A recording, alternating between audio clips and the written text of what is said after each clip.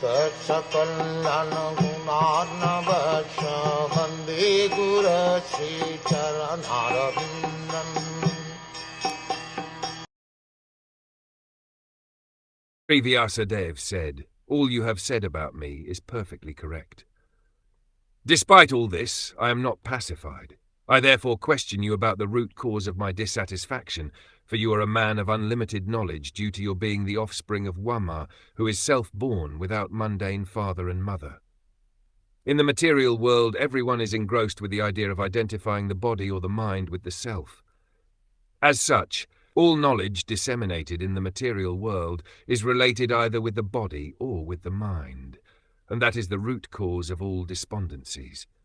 This is not always detected, even though one may be the greatest erudite scholar in materialistic knowledge.